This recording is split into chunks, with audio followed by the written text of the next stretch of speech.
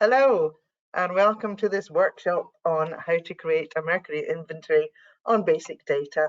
I'm joined by my lovely panelist, Paul Baruya, who is also from the Centre for Sustainable Carbon, and Wojciech Jozewicz, who is from AA Technologies in the USA. We have worked together to produce an inventory for Indonesia. So what we're going to do today is talk you through how we did that, and then hopefully you can play along with the IPOG tool and work out how to create your own inventory in your own time. If you haven't downloaded the tool, you can do so via the link we sent you in the registration email. If not, email us afterwards and we'll send you the link. You might not be able to play along live if you're just using a single screen, but you can certainly throw some questions at Wojciech and Paul to ensure that you have everything you need to start creating your own inventory once we're done. Okay, so I shall now start to talk about what we did in Indonesia. So I'm going to turn off my webcam, I think. There we go. There we go. We've all disappeared. So what I'm going to talk about today is our experience in doing this project in Indonesia, just to show how it's done.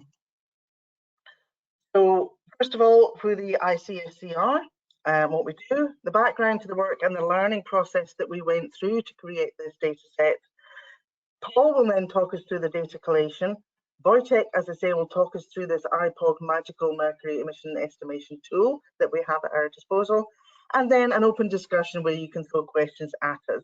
At the moment, I believe the only way you can send us questions is through the chat box. So feel free to start putting those questions into the chat box as soon as you have any issues, and they will pop up on somewhere where I can read them privately and deal with them as they come in. Okay, so we are the International Centre for Sustainable Carbon. We used to be called the IEA, International Energy Clean Coal Centre, but we've rebadged so that we cover all areas of sustainable carbon, including biomass and coal and non-energy uses of those as well. We are dedicated to providing independent and largely free information on this, complying with the UN Sustainable Development Goals. We are a technology collaboration project under the auspices of the IEA, but we're functionally and legally autonomous, so we do not speak on their behalf. We're funded by contracting parties and corporate organisations, and if you're interested in knowing about that, please do check out the webpage. But for the moment, let's get on to the process of the day. This was done under a US State Department Federal Assistance Award, a grant from the State Department for capacity building in Southeast Asia, that is India and Indonesia, to reduce mercury and other pollutants from the coal combustion sector. And in order to do that, obviously we have to get a handle on the baseline emissions from those regions. So how do you have the data, how do you use the data you have, to create an emission reduction strategy from the coal sector, when in many situations you don't really have that much data to hand? Mercury is quite a new topic for many of these regions, and so they don't have mercury emission estimates and mercury emission factors to hand. So when we started, we looked at the importance of the coal sector in Indonesia. We know that the coal sector has doubled between the years 2006 and 2012, and it's continuing to increase at a steady rate. Now, Indonesia may well sign up and tighten its commitments under the Paris Climate Convention. It may slow down its coal use. However, it is unlikely that it's going to reduce its coal use significantly in the foreseeable future. So therefore, it's critical that we keep an eye on how much emissions are coming out of this coal sector, including the emissions of mercury. So if you look at the graph on the right there, you can see the projected coal use between 2017 and 2026 in blue. In orange, you see the estimates of mercury that would be released from that coal use, based on the emission factor given by the UNEP toolkit. That's the toolkit that you can get under the Minamata Convention that has standard emission factors for different regions and different coals. In green, we have an estimate based on an emission factor that we created during a UNEP study back in 2016, where we went into Indonesia, we analysed coals, we measured some mercuries that came out of the stack, and we created a coal-specific mercury emission factor for Indonesia. So it was just one emission factor for the whole country, but we believe it was possibly more accurate than the one given, generic one under the UNEP toolkit. And that's what's important, is the better data you have, the more likely you are to come up with a real estimate of mercury emissions across an inventory such as this. And what's also important is this approach gives you a total mercury emissions for the fleet. If you want to look at a plant by plant basis using this approach, then the only difference between these plants will be the amount of coal burned. And that's not necessarily how this works, as I hope to show. What we wanted to do was look at emissions on a unit by unit basis, taking into account different factors that are plant specific, such as its configuration, the amount of coal burn, and the technologies in place. And then we wanted to rank those plants according to their emission rate so that we could identify plants for further study. That's not important here. What's important here is how we achieve that ranking. So the way UNEP and Minamata normally does, and most inventories are done from a top-down approach, because that is the most appropriate way of creating an inventory based on generic emission factors. What you're doing is basically taking the total coal burn for a coal fleet, multiplying it by the emission factor you have, and then taking into account, if you can, a retention factor. That's the amount of mercury that may come out in the ash or the gypsum or so on. So you're getting, as I showed, just one value for the total emissions from the entire fleet. What we wanted to do is a bottom-up approach. So that's going from plant to plant, looking at coal-specific emission factors and plant-specific retention factors. And that gives us an individual estimate for each coal unit. This is not really an inventory for Indonesia. You shouldn't be adding up totals from a bottom-up approach because you're compounding any errors in those calculations. What it is useful for is ranking and achieving a reduction strategy. So when we're looking at ranking the plants, what we could do is estimate the emissions on a plant by plant basis, and then look at the amount of mercury coming from each plant every year. And that's easy to do. You've got all the information you need to do that, a plant-specific emission factor, retention factor, and the amount of coal use in terms of calorific input. And you can clearly see those sources which are emitting the most mercury here and now. However, it doesn't take into account whether this plant is going to run for another 30 years or whether it's going to close tomorrow. And it doesn't take into account potential challenges that might exclude control technologies at some plants, such as their configuration or water availability. So it will identify immediate sources of concern, but it's not really ideal as a basis for emission reduction strategy. What we want to look at is emissions over the remaining plant lifetime. We assumed that these plants would work until they were 40 years old. That's not necessarily the case, and the data set allows you to change assumptions such as this. So what we did was take into account all the emission factors, the retention factor, the coal use and so on, but also built in the remaining plant operating periods. And that gave us an ability to focus on plants, ignore the plants that are going to close soon, because they're not really a problem, and prioritize those plants which may have significant emissions over the remaining lifetime period. Sometimes it's not available to have that data, and so gross assumptions need to be made. And any time during this process that we made gross assumptions, we noted what gross assumptions we were making, and we left in the opportunity for people to go back and change those gross assumptions. So the ranking is not intended as a mean to name and shame plants. We're not saying this is the biggest, dirtiest plants in Indonesia. What we're saying is this might not be the biggest, dirtiest plant in Indonesia right now, but in terms of cost effectiveness, this might be the best plant to start a control strategy at. Jumping to the chase, because you're going to get the details of the process from Wojciech and Paul. These are the top mercury emissions annually from the fleet in Indonesia on a unit by unit basis. There are over 100 units, so I've only included the top 30. So these are the biggest hitters annually right now. If you took these top 30, they are emitting somewhere between 40 and 45% of the total emissions from the whole fleet, which is over 100 units. These are proportionally high emitters of mercury. But do these larger units give rise to greater emissions?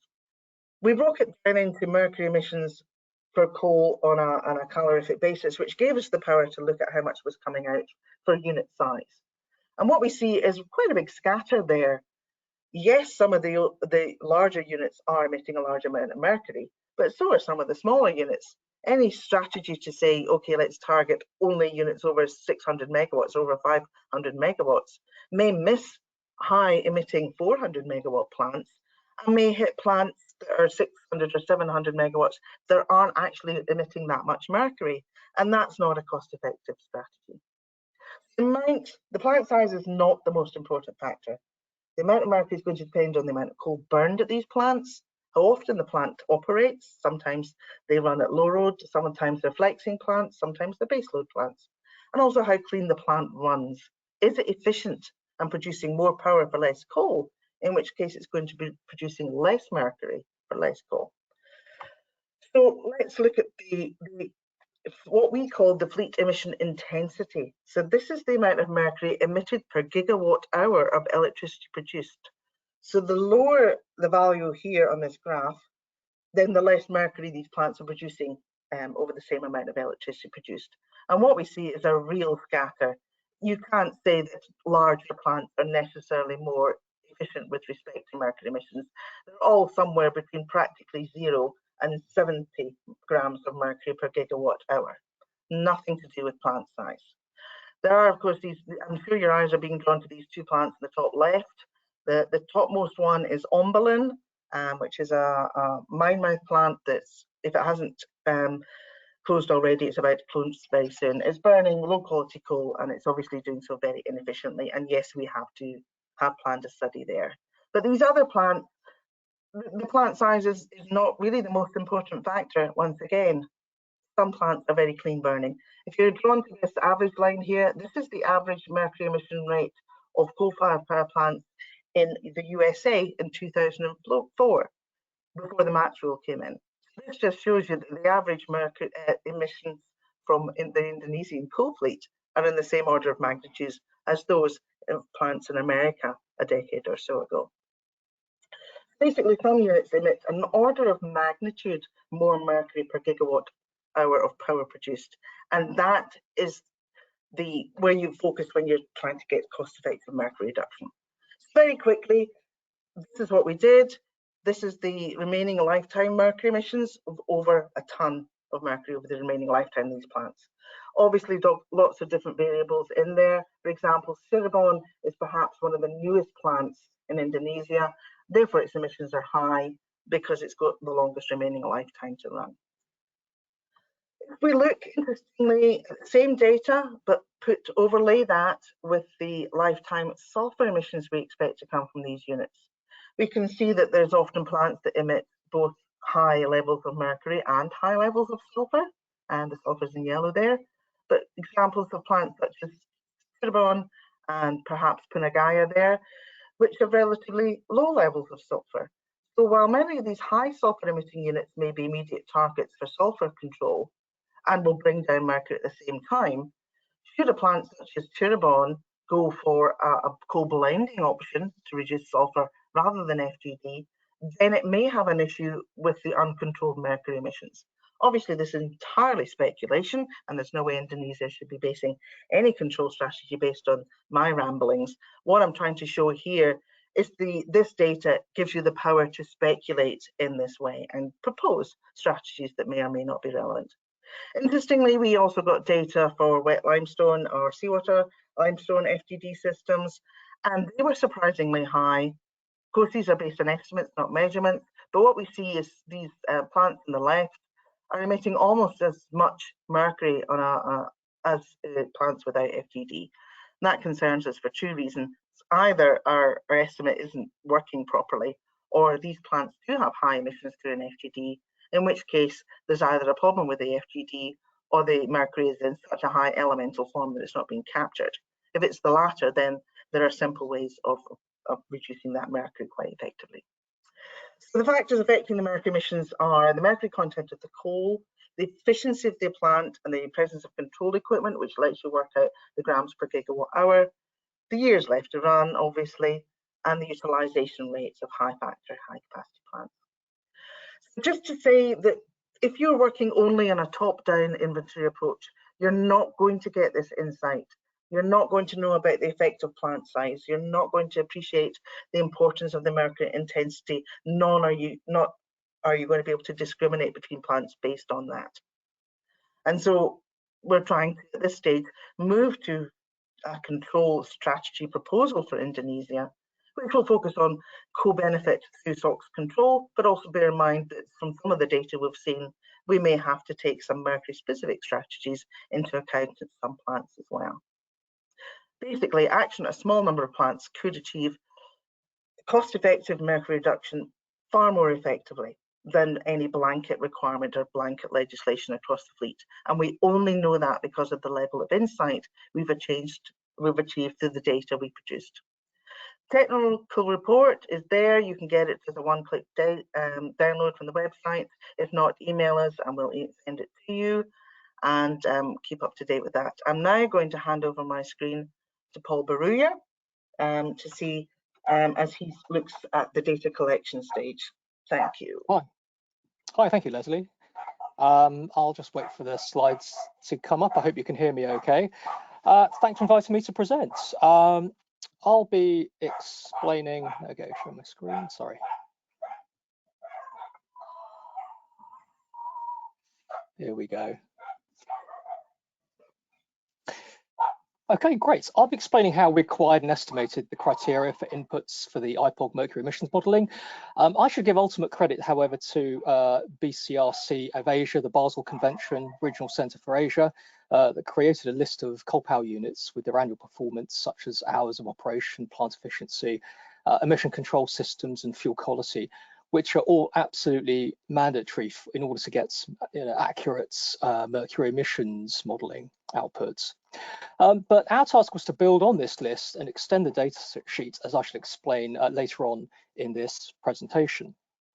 Now, the BCRC of Asia spreadsheet was a starting point. This was from not this report, but from a previous report, which contained operating data for the year 2015. That previous report was published in 2017.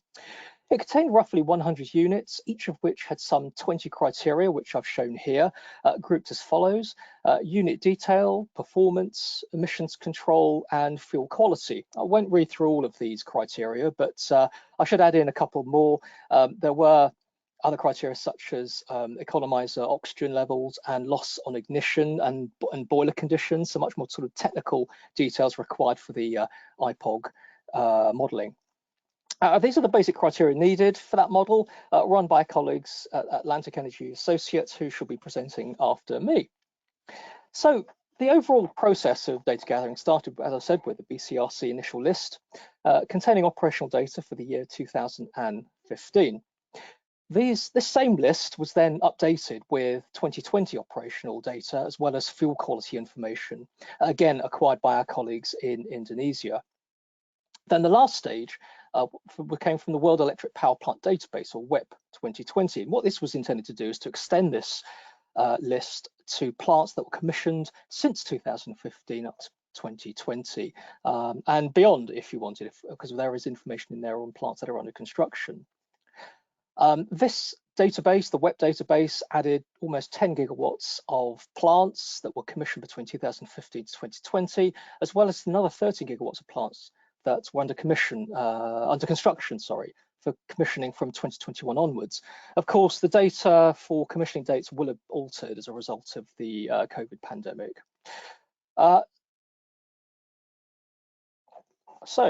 This illustrates how the original BCRC list covered roughly 2/3 of the Indonesian coal power fleet, shown in blue, and the red units came from the S&P WEP database. And the plants in red are the ones we wanted to estimate the operational performance for in order to get a much more complete picture. But also this age profile enabled us to establish the remaining life of plants. So these are, by the x-axis is the commissioning dates for these various units. And so that also enabled us to get the potential remaining mercury emissions for each of these individual units and all the emissions that would need to be dealt with. So when it comes to trying to fill out the operational characteristics of these red plants, if you like, I'm going to start with an example using how we established utilization or load factors. Firstly, the list was split into units of greater than 100 megawatts and less than 100 megawatts. We separated them really to focus on the larger plants to start with. So we looked at just the greater than 100 megawatts to start with. And the gaps in the operational data from this list of power plants simply used data from the BCERC findings that they had done in 2020. Firstly, what we did is the units that shared the same sites, some of the units of which had data for and other units which weren't, which may have been added on more recently, were assumed to operate at the same annual utilization, under the assumption that the offtake was more or less the same from that site. The second process, that if that data didn't exist, we would then use the average of other plants that were operating within the same region, within the same province, ideally within the same town, but usually we kept it just at a provincial level. Now, if we had no local or provincial data, we then went to the list of smaller, less than 100 megawatt units in the same location and got an idea of what the utilizations may have been for other smaller plants in the same location.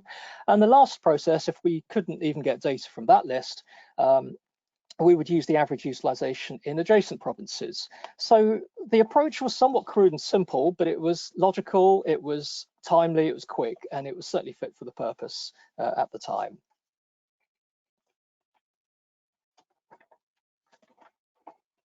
Now, here are some screenshots. Forgive me if the text's too small, but this is just really looking at some examples of what I'm talking about from the previous slide.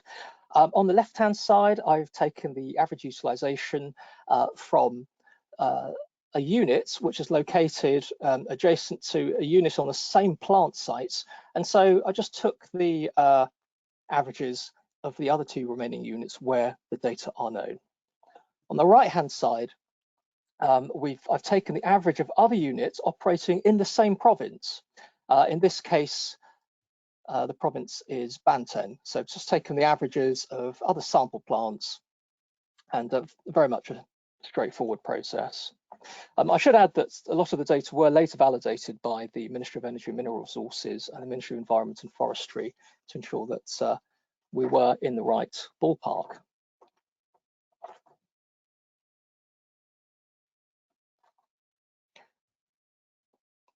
Sorry, just trying to move forward. There we go. Here is another example where I've done an average for the fuel quality for a power plant. And I should have added that this blue section is where the data were missing, and these all had to be filled in using the averages from these other power units.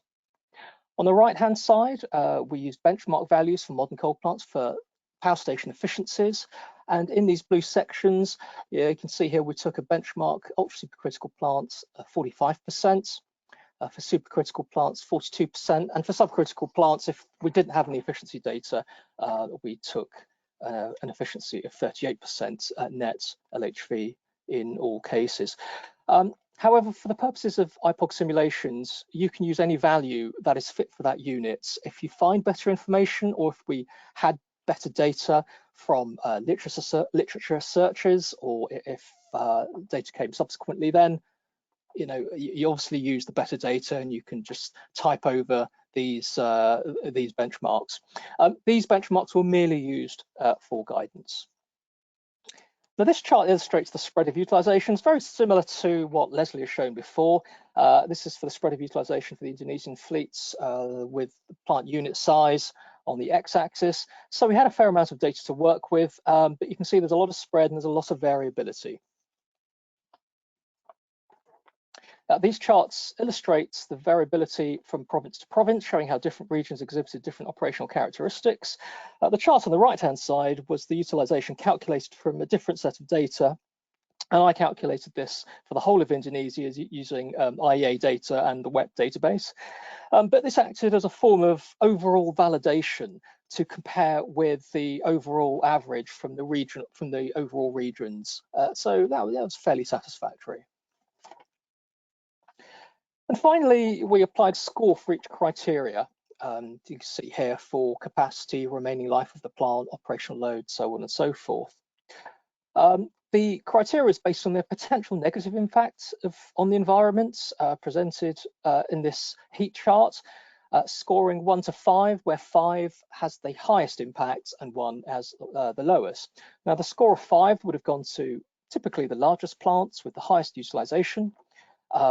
They would have the lowest efficiency, the least pollution control installed, or the lowest fuel quality in terms of proximate analysis, at least. So again, fairly crude, but it gave us an idea, at least at a quick glance, to see which of the plants, you know, we could focus on.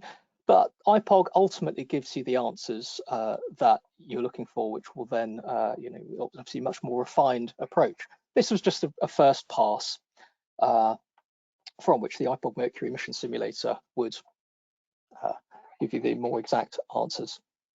So then, I think, having mentioned IPOG, I can now hand over to my colleague, Wojciech. And thank you very much for listening. Yes, thank you, Paul. Hello, everybody. Welcome from East Coast of United States. I'm Wojciech Jozewicz. I will continue describing our project in Indonesia. You have heard the overview from Les. You have heard how data has been accumulated and collected to make sense by Paul. And now I will be talking about what have we done with the data, how data was interpreted using our IPOG program to estimate mercury emissions. So the question comes, why are we doing this? I'm trying to, do I have control of slides?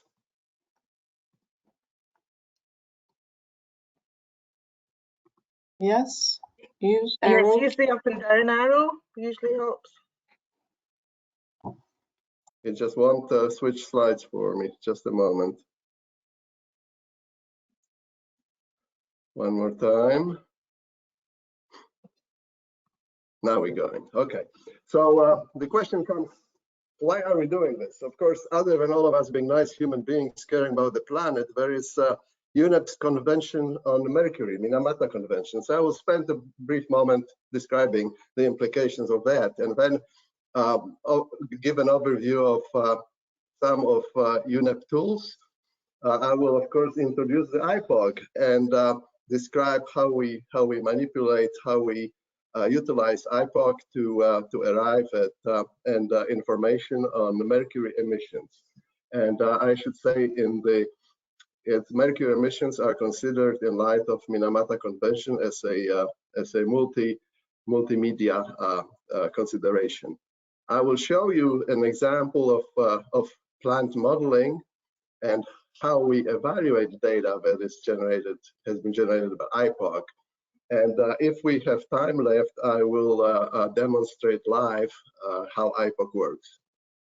So Article 8, as you all remember, hopefully, addresses emissions from point sources for 5 different source categories. We are, in our considerations, we are interested in coal-fired utility fleet. So the objective is to determine control strategies to reduce emissions from 2 types of units. New units that approaches have to be implemented within 5 years, and for existing units with application of 10 years. We would like to implement BAT-BEP approach for new units. And I should add here that this is only guidance. It's not mandatory, but it's a good guidance. Finally, each signatory of Minamata Conventions is obliged to build national action plans. So this national action plan addresses control strategies for mercury emissions. And countries have to develop emission inventory within 5 years and maintain that inventory later on.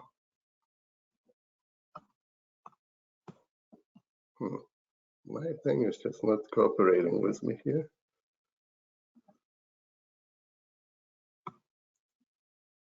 Okay.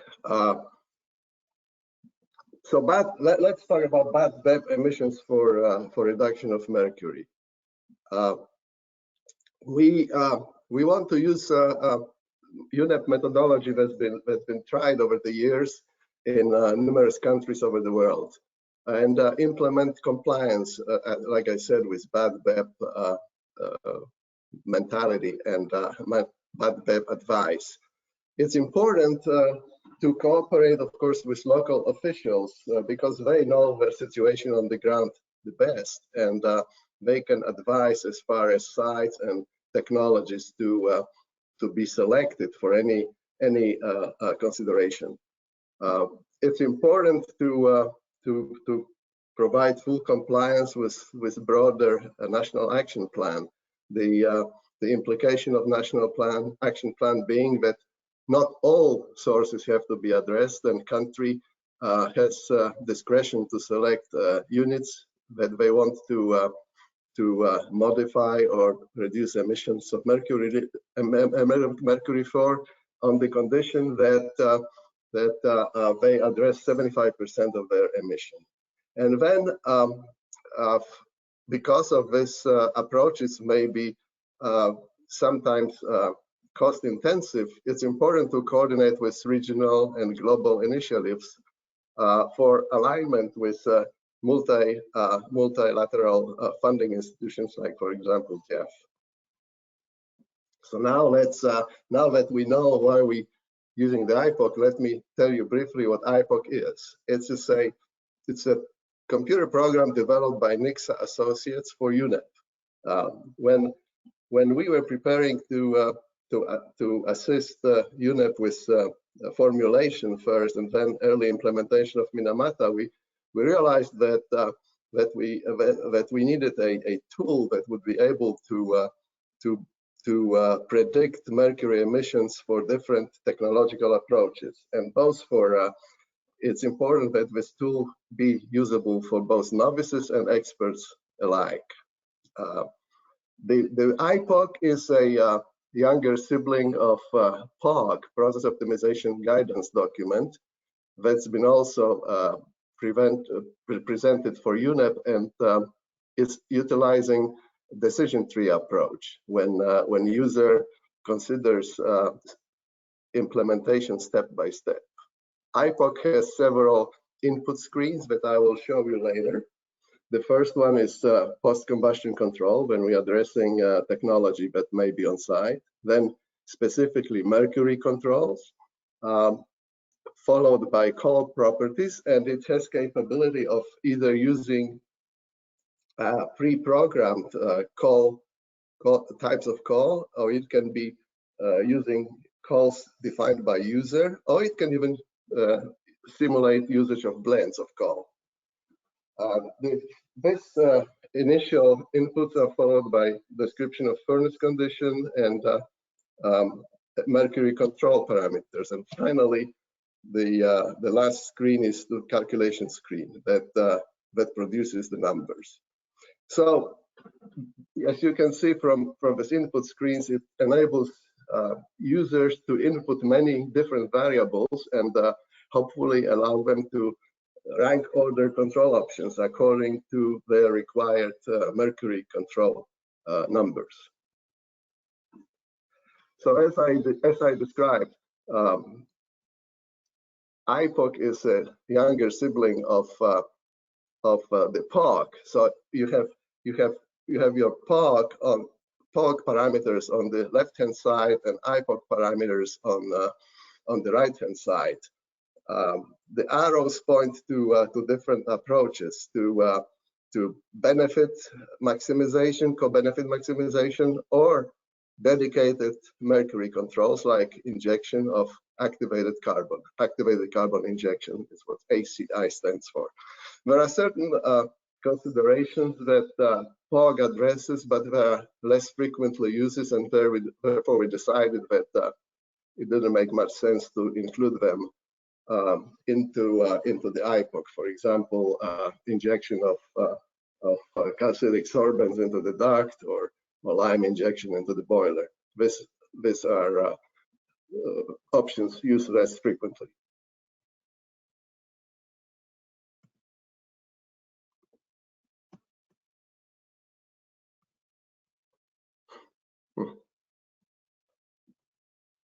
So IPOC is meant to be quite intuitive. It utilizes number of symbols to describe technologies and approaches, and this is the legend, the symbols on the left, and description of acronyms on the right-hand side. Starting with obvious like electrostatic precipitator here, the furnace. But these symbols are fairly intuitive to anybody. So as you've heard from Les before, IPOC approaches includes evaluation of emission to air on a plant-by-plant basis, and I should say as accurately as possible with available data, because quite frequently data is not complete or is not available, and therefore in these cases we need to make the engineering assumptions. IPOC also evaluates amount of mercury reduction or retention in ash or gypsum, ash from electrostatic precipitator or gypsum from for example, wet flue gas desulfurization. And these are important for considerations of cross-media transfers, because when we're removing mercury vapors from gas phase, we transferring it from gas phase to either solid or liquid phase. So it's important to consider everything. IPOC has the capability of ranking plants according to mercury emissions, and therefore allows us to target higher emitters as a priority. As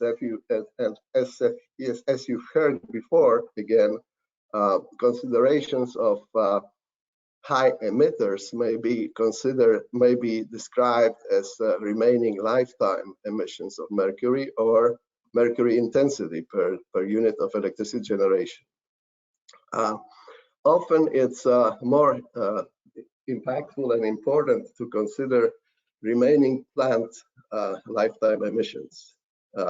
It's often more informative than just considering year-on-year emissions, especially for new units, because, for example, if there is new unit that may be emitting, just to give example, 5 kilograms of mercury, but has 30 years of remaining lifetime, it will remove 150 kilograms of mercury. But if there is old unit that has only 5 years remaining lifetime and emits 10 kilograms of mercury, it will remit 50 kilograms. So from the environmental approach, this new plant is more important because it has longer lifetime emissions left. So with this, it allows us to target top emitters for the quickest and most cost-effective means of compliance with the convention. IPOC, as nice as it is, we should understand what are the limitations. So IPOC data allows, as we described, for qualitative ranking of emissions for units where there is enough data, because data quality in, data quality out. It allows for selection of mercury technology for sectoral, in this case, coal-fired sector of mercury emissions. And it creates initial platform for discussions with stakeholders. It opens the door for consideration of different technologies, considerations of cost, considerations of different approaches. However, IPOC shouldn't be used as an attempt to build mercury SO2 emissions inventory. The best tool for building mercury emission inventory, of course, is source data from monitoring or sampling. It will not predict emissions quantitative, and it shouldn't be considered to be policy tool, for example, for implementation of national actions plan, or as a tool for regional compliance. These are regulatory aspects that IPOC shouldn't be considered for. So now let me show you an example of IPOC input, and this is the first screen that user will encounter when entering their data. So you see some familiar symbols from my slides previously presented: the coal, the furnace, air preheater, electrostatic precipitator, and of course the stack. So this is the simplest, most conventional configuration, if you will. We are assuming 98% efficiency of ESP, which is important for mercury control aspects. And as you can see, we don't have any SO2 or NOx control systems installed. The next screen is the call input screen. So here user can select call that's been predefined, or user can define the call and then enter important parameters important for mercury control, such as moisture, ash, sulfur, chlorine, mercury, obviously, and heating value. And then user will need to load the call and tell the program to actually use this call. We're using higher heating value for call properties or call blends, whatever is applicable.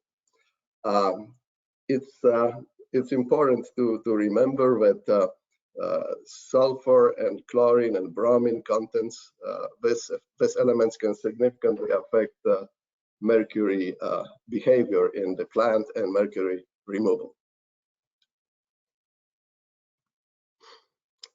Next is the furnace. We have several options here. In this case, I'm using wall-fired furnace, 600 megawatt unit, operating at very high load, efficiency of 32, relatively low economizer 3.5, and loss on ignition or unburned carbon, which again is very important for mercury control aspects. So finally, we're coming to the calculation screen that gives us results of IPOC estimated mercury emissions. So in this case, IPOC is telling us that we'll get hardly any mercury removal just by the ESP, only about 3% of mercury removal. The reason being that a lot of mercury is elemental, and ESP are more suited to remove oxidized forms of mercury. And IPOC also gives us streams of mercury that will be contained in the furnace, bottom ash, and in the fly ash from the ESP. So it gives the multi-media aspects. So now that we went through the data generation process in IPOC, I would like to show you this a little bit different spin on the slide that you have seen before. So here I have circled units with wet limestone FGD and with seawater FGD, and even these units, as you can see, can emit relatively high amounts of mercury, especially this wet FGD units here on the left-hand side. It's huge emission. What this is telling us is that for these plants, fine-tuning can help. Perhaps addition of oxidizer to make this wet limestone FGD work better, or add precipitating agent for better separation of mercury-laden particles from the sludge. Again, slide that you may recall with different spin. This is a good introduction into consideration of multi-pollutant control approaches, because this slide, blue bars are mercury emissions for remaining lifetime mercury emissions, and SO2 red dots are remaining emissions of sulfur dioxide. So for units in the enclosure here, red enclosure, you will see that both mercury emissions and SO2 emissions are high. So these plants would be candidates for wet limestone FGD, most likely with mercury co-benefit, or just a candidate for activated carbon injection selectively for mercury control, which is high, if SO2 was addressed in a different way, or if it was of lower concern. So for these units with both emissions very high, wet limestone FGD would be a very good possibility, but one should keep in mind that it's significantly more expensive than activated carbon injection. So different layer of considerations. This data is for Indonesian fleet, but it really doesn't matter. It could be applied to fleet in a country on the other side of the world as well. So the side of the plant, as you can see, ranging from 100 to over 800 megawatt, doesn't seem to be as important as what really happens with mercury in the plant. So we don't necessarily need to just look at the biggest units and target them. Instead, we need to look at the highest emitters, which in this case would be this plants and this plants. So not necessarily the largest plants. This is the introduction to IPOC. Thank you very much for your attention. As a small postscriptum, there is wealth of information on UNEP's website. All this product that I described, IPOC, guidance for BAT-BEP, and many, many more are available for UNEP for somebody who can patiently drill through the data. Thank you very much. Do we have time to do IPOC demonstration, Becky Yes, and please. Les? Yes, please. Okay. Let me switch screens here. So I would describe myself as frequent user of IPOC. So I have put the IPOC shortcut on my taskbar. So let's open the IPOC. The first screen that user will see for the new file is asking what kind of units would they like to use. We are still using English units in the United States, but majority, if not all other countries in the world are using SI units. So the example that I will show you that I've prepared for consideration of time is in SI units. So so let me open an example that I'm calling an S-test unit. So this is my example. It's a simple. Let me enlarge it. It's a simple layout again with just ESP and the stack. So in the next step, we're considering mercury controls. There's no mercury controls.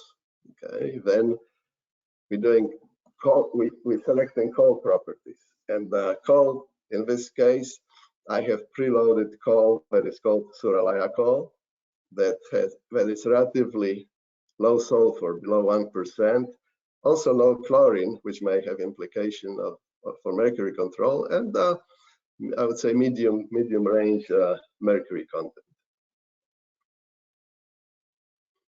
A large unit, this plant is fairly large, and this happens to be the same example I showed in my slide presentation. So there is no mercury control parameters, and when we hit calculate, we are seeing our 3%. Okay, so this is the plant that has basically very little in terms of mercury control. So let's assume that this plant has received orders to reduce mercury, and the question is, well, how much? Let's say they must reduce their mercury emissions by 50%.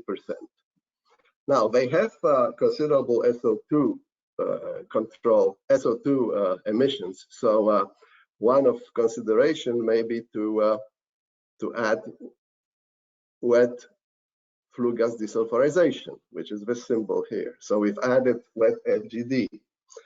We still don't have any mercury controls. We're still using the same call, Suralaya call.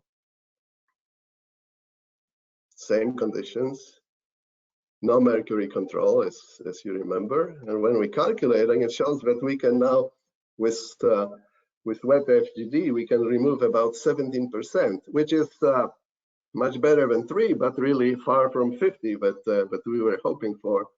The main reason being is that that, as you recall, the coal had low chlorine content, so anticipated mercury speciation. So the ratio of oxidized to elemental mercury is very poor, and this shows here that over 90% of total mercury concentration is elemental mercury. So scrubber just cannot remove that elemental mercury. Scrubbers are best suited to remove oxidized mercury unless we do additional steps. So let's see what kind of additional steps there may be.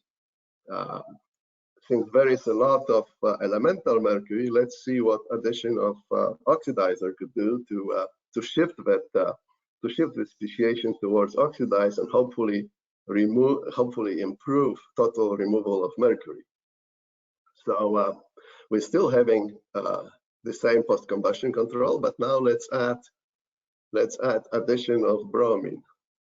So we're spraying bromine on coal before it goes into the furnace, and in the furnace, of course, bromine will get vaporized together with mercury, and in the gas phase there will be hopefully reaction between the two to produce more oxidized mercury.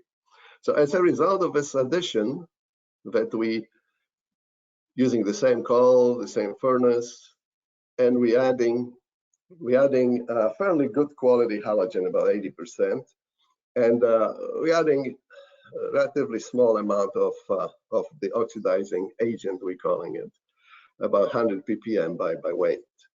Let's see what this does. Well, now our removal went up to over 30%. Over 30% of mercury, and we still see that there is a lot of elemental mercury left. So the scrubber, while it saw increased amount of oxidized mercury and therefore improved total mercury control, there is still a lot of unoxidized mercury. So what do we do? Well, let's see if we can add more mercury. More oxidized. Let's double the oxidized. And now that we've doubled the amount of oxidizer, let's see. Okay.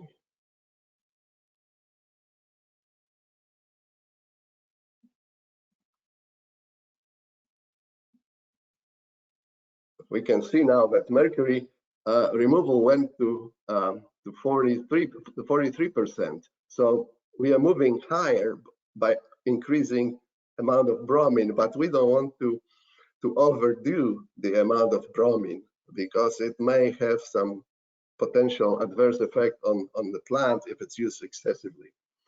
So let's move back to our controls. So we've assumed that the plant has been issued a directive to address both SO2 and mercury emissions, but perhaps they can address mercury SO2 emissions in different way, perhaps using coal with less sulfur. So let's assume that SO2 can be controlled in this way by using lower sulfur coal, so no need for expensive wet limestone FGD. But then we can have another alternative for mercury control, which is called sorbent injection, as you can see here on the right-hand side. So let's add brominated activated carbon. So regular activated carbon that's been treated with bromine in the production process, and we can add it either before ESP, like it's shown here, which is the most common way. We can add it before air preheater, which has its advantages and disadvantages because temperatures are quite different here, obviously. And we can inject it into the ESP. So let's go to the upstream of ESP. which is the most common approach. So now we have activated carbon.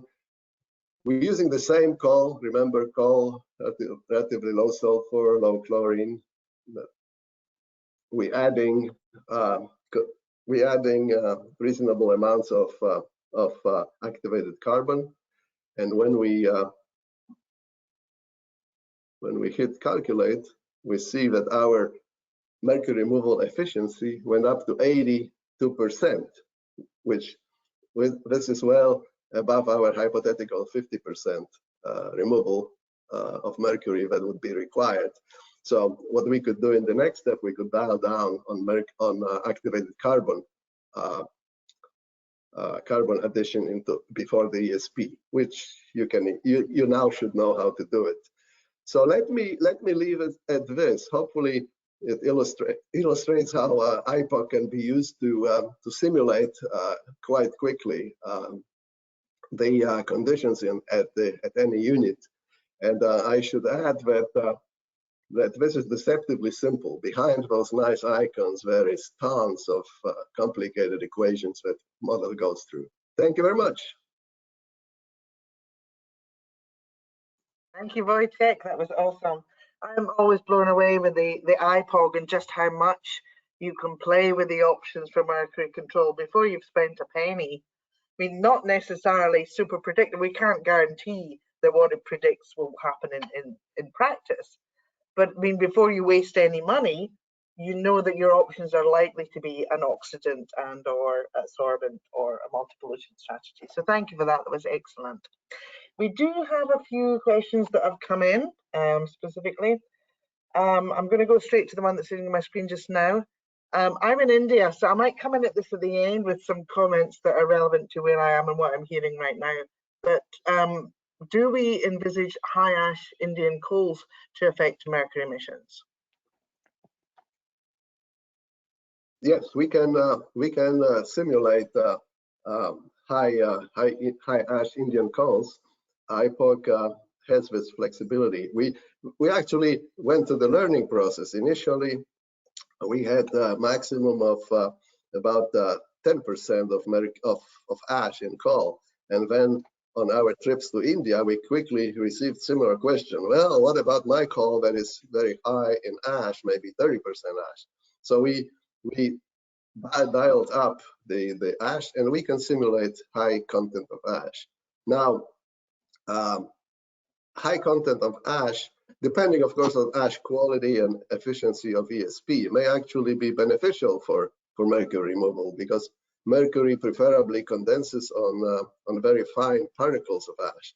So more fine particles, more condensation, and well operating ESP can then remove that mercury.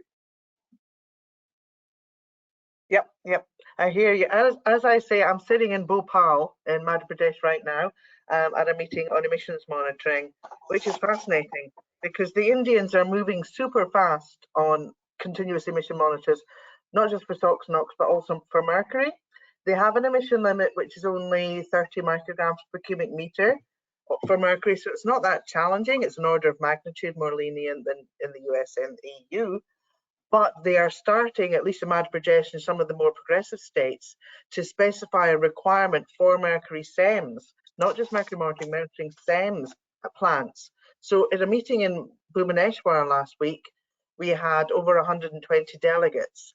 Of those, between 10 and 15 units said that they had mercury monitors in place that they had just installed, but they weren't sure whether they're working or not. They was going through the learning process of how to make it operate.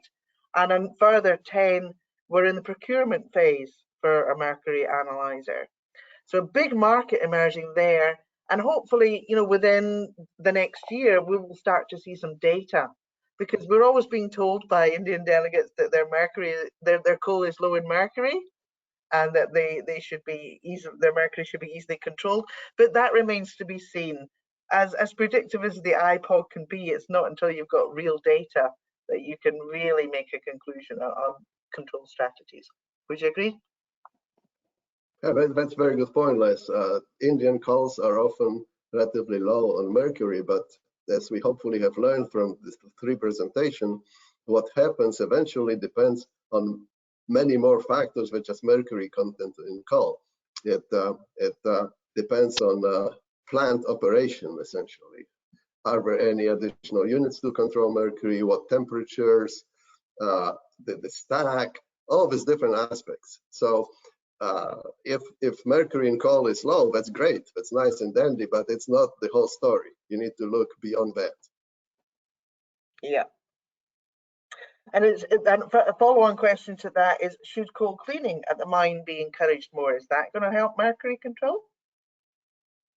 Well, yes, but we should be careful. Actually, I think there was presentation from your center in London about implications of coal fines and coal cleaning.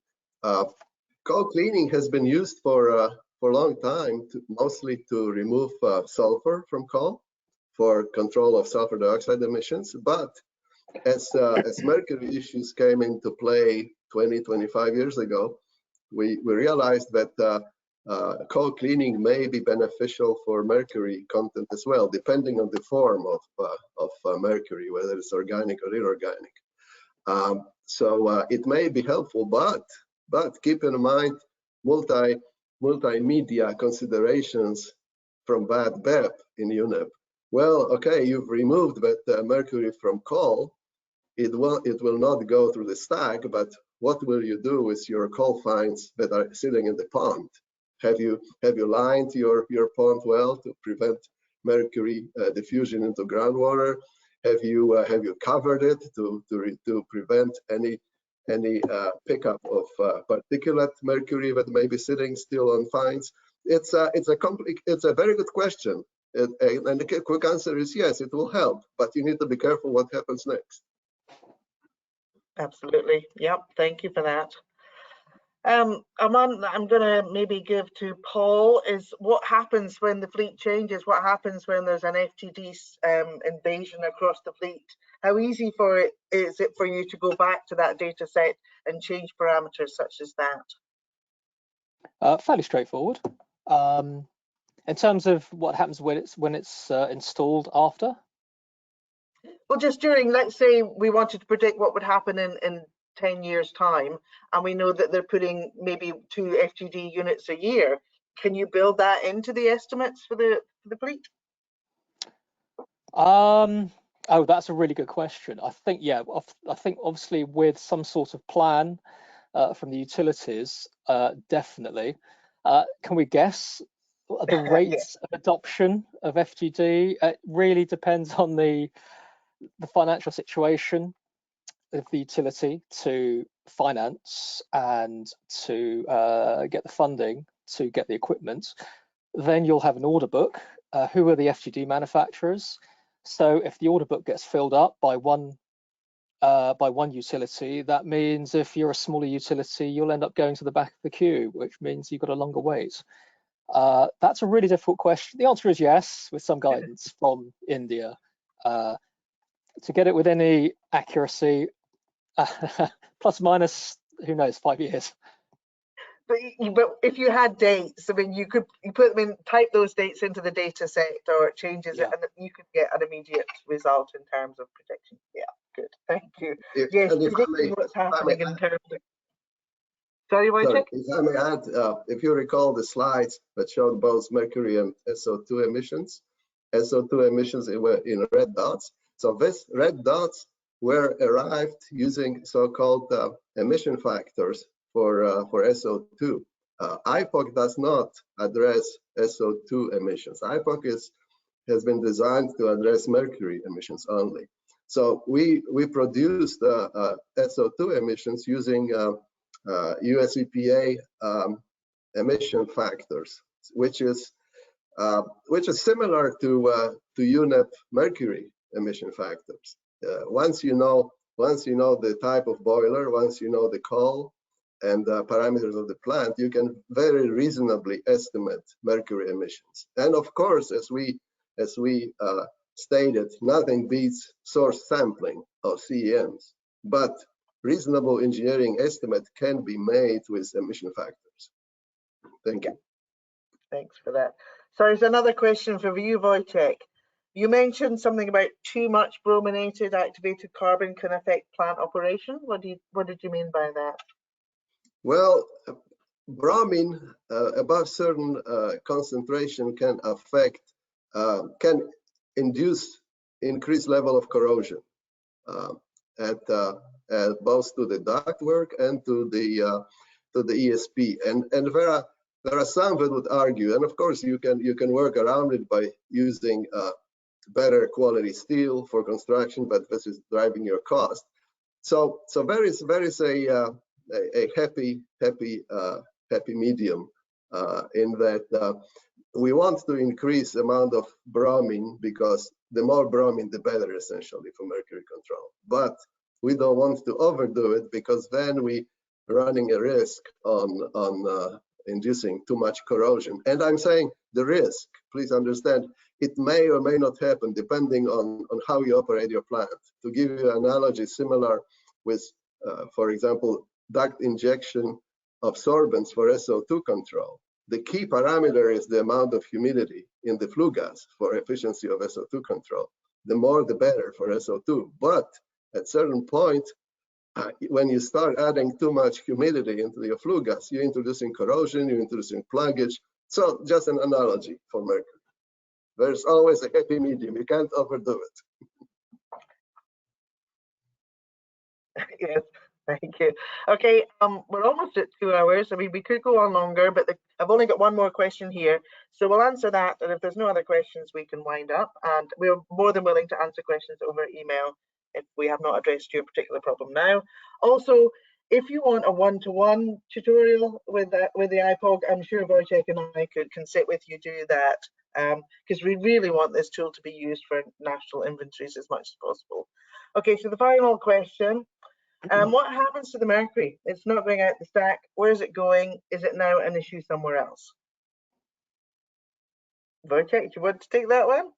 Yeah, I can start, and we can. It's a complex issue.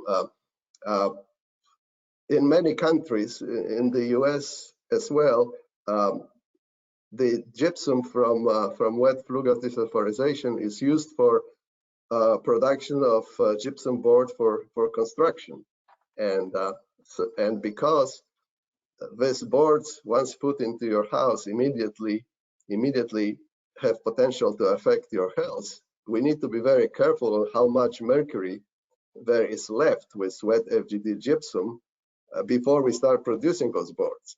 So the way to address this is to improve quality of filtration. Mercury in gas phase, but also in wet scrubber holding tank, preferentially reacts with fine particles. So this immediately creates an engineering problem that, of course, it's more difficult to separate very fine particles than it is to separate larger particles. So this creates the need for improved quality of filtration. But then eventually, once you've filtered, once you've dewatered, once you've dried, you're left up with solids that are fairly loaded with mercury. So what do you do? Currently the solids go often into the landfill, and there's been extensive study done, because then the circle goes on. Okay, you put it in the landfill. What happens in the landfill? Does it have potential to go into groundwater? What is it going to be evolving? The good thing is that studies, extensive studies, multi-year studies, multi-million studies, indicated that mercury is very stable on the solids, as opposed to other elements like arsenic, for example, that has tendency to leach. So mercury is stable in the solids, so we can breathe a little bit easier. There are certain legislation that mercury in the solids is considered as a hazardous waste. So then it needs to be reprocessed. So it all depends on where you are, whether you're on the northern hemisphere or southern hemisphere, or east, west, whatever. Depending on the country, you will have different set of regulations, and you will need to comply with those regulations. Hopefully there'll be stiff penalties for for not complying. So. Agreed. just to start the topic. Yeah. Well, thank you. That's the end of the questions. I'm not seeing any more coming in, so I'm going to wind this up. I'm just going to remind people this has been recorded, so you can watch it again if you want to on the Centre for Sustainable Carbon's YouTube channel. You can also email us and we can send you the reports. We can resend you the iPog if you need that. We can talk you through the use of the iPog. We genuinely want you to play with it. And we know some people have a problem with downloading it because it's an exe file and computers don't like downloading exe files. So we can hold your hand through that process. If that's it, then I'm going to thank my panelists. Thank you, Wojciech, for your excellent demonstration. And thank you, Paul, for your number crunching. We couldn't have done this work without either of you. Thank you so much and enjoy the rest of your day. Thank you. Thanks. Bye-bye. See you soon.